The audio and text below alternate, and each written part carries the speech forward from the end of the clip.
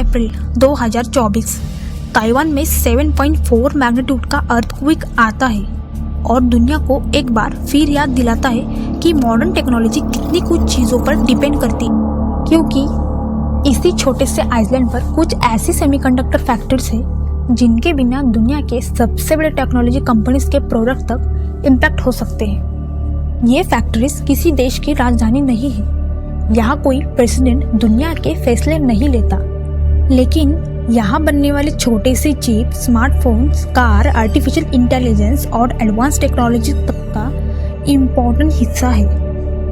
और जब in factories के काम पर कोई प्रॉब्लम आती है तो इसका असर सिर्फ ताइवान तक नहीं रहता। पूरी दुनिया की टेक्नोलॉजी इंडस्ट्री की नज़र इस छोटे से आइलैंड पर होती है। और यही से एक बड़ा सवाल खड़ा होता है, अगर ताइवान जैसा छोटा सा आइलैंड अपने साइज से कई गुना ज़्यादा ग्लोबल इम्पैक्ट रख सकता है, तो फिर दुनिया की असली पावर होती कहाँ है? कंट्रीज के पास या फिर उन चीज़ों के पास जिनके बिना दुनिया का चलना मुश्किल हो जाता है? बचपन से हमें एक तरीका सिखाया गया है दुनिया देखने का, एक रंगीन नक्शा, हर देश एक अलग रंग, हर रंग के अंदर एक सरकार, एक सेना और एक झंडा।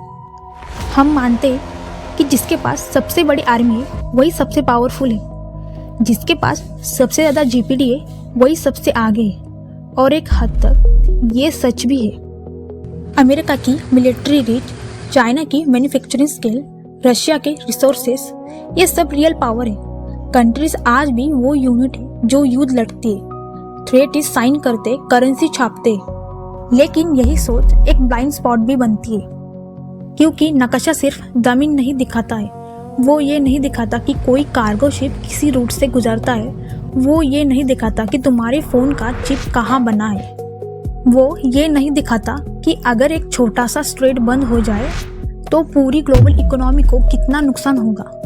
नक्शा सिर्फ बॉर्डर्स दिखाता है, पावर का असली नक्शा कुछ और ही होता है, और वो ज़्यादा कॉम्प्लिकेटेड है। सोचो, अगर तुम्हारे पास दुनिया के सबसे बड़ी आर्मी हो, लेकिन तुम्हारे पास वो एक चिप बनाने की तकनीक ना हो जो हर मिसले, हर फोन, हर सैटेलाइट में लगती है, तो तुम्हारी आर्मी कितनी दूर तक काम करेगी? ये है 21 सेंचुरी का सबसे बड़ा शिफ्ट।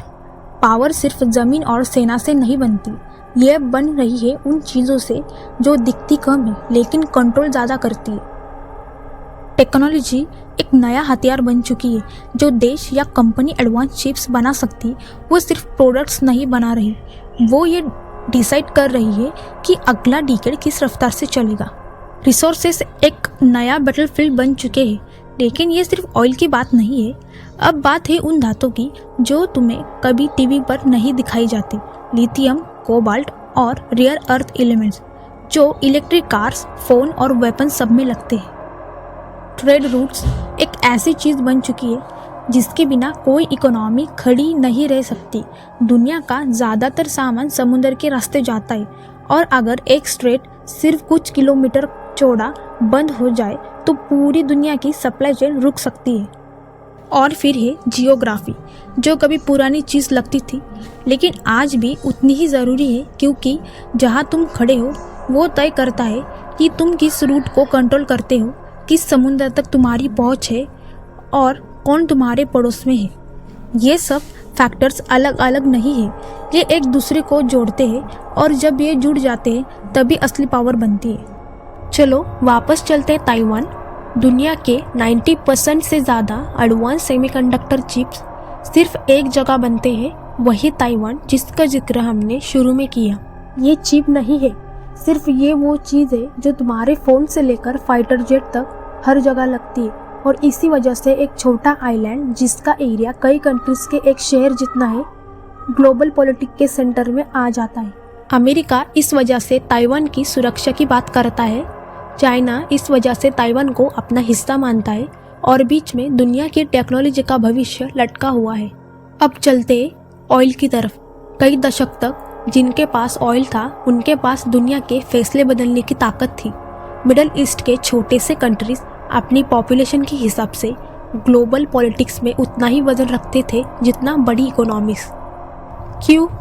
क्योंकि उनके पास वो चीज़ थी जो हर बड़ी इकोनॉमी को चाहिए थी, अब यही कहानी दोहराई जा रही है, लेकिन एक नया रिसोर्सेस के साथ। रेयर अर्थ मिनरल्स ये वो धातु है जो इलेक्ट्रिक व्हीकल्स, वाइंड टर्बाइंस और एडवांस डिफेंस सिस्टम्स बनाने के लिए ज़रूरी है, और इनका बड़ा हिस्सा सिर्फ कुछ कंट्रीज के पास है, जिसमें से एक है चाइना।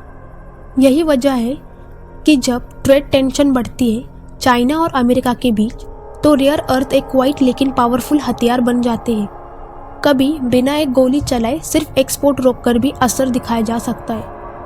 और फिर ये वो जगह जो साइज में छोटी है लेकिन लोकेशन में इतनी इम्पोर्टेंट कि पूरी दुनिया उन्हें नज़रअंदाज नहीं कर सकती, जैसे स्ट्रेट ऑफ मालास्का जहाँ से दुनिया का बड़ा हिस्सा कार्गो गुजरता है, या सिंगापुर जिसका एरिया कई देशों के एक जिले जितना है, लेकिन जिसकी ट्रेड और फाइनेंशियल में पकड़ कई बड़ी इकोनॉमी से ज़्यादा है। ये सब कहानियाँ अलग लगती है, चिप्स, ऑयल, मिनरल्स, स्ट्रेट्स, लेकिन इनमें एक चीज़ कॉमन है। हर कहानियाँ ये दिखाती है कि पावर सिर्फ साइज से नहीं बनती। पावर तब बनती है जब तुम्हारे पास वो चीज़ हो जो बाकी दुनिया को चाहिए और जो कहीं और आसानी से ना मिले। यूएस चाइना कंपटीशन इसी का सबसे बड़ा उदाहरण है। ये सिर्फ दो कंट्रीज की लड़ाई नहीं है, ये लड़ाई है चिप्स के लिए, ट्रेड रूट्स के लिए, टेक्नोलॉजी के लिए और उन छोटे से स्ट्रैटेजिक जगहों के लिए जो किसी भी तरफ झुकाव बदल सकती है। तो वापस चलते उस सवाल पर आते हैं, दुनिया कौन चलाता है? जवाब उतना सिंपल नहीं है जितना नक्शा दिखता है। कंट्रीज अभी भी मायने रखती है, उनके पास आर्मी से, करेंसी से, बॉर्डर से, कानून है। वो आज भी इस दुनिया के सबसे बड़े प्लेयर्स हैं। लेकिन उनकी ताकत अकेली नहीं बनती, वो बनती है उन फैक्टर्स से जो नक्शा नहीं दिखाता। Technology, resources, trade routes, geography और वो स्ट्रैटेजिक एडवांटेज जो सिर्फ उनके पास है। इसीलिए असली सवाल यह नहीं है कि सबसे बड़ा कौन है, असली सवाल यह है कि सबसे ज़रूरी किसके पास है। क्योंकि कभी कभी दुनिया में सबसे पावरफुल वही होता है जिसके पास सबसे ज़्यादा है, बल्कि वो होता है जिसके पास सबसे इम्पोर्टेंट एडवांटेज होता है।